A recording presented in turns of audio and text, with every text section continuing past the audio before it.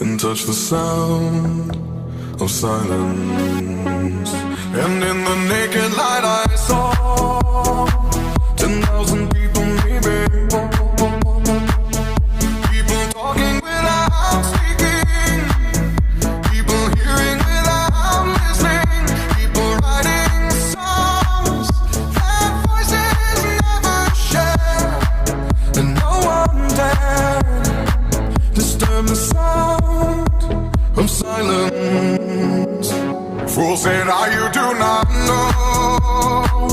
Silence like a cancer grows.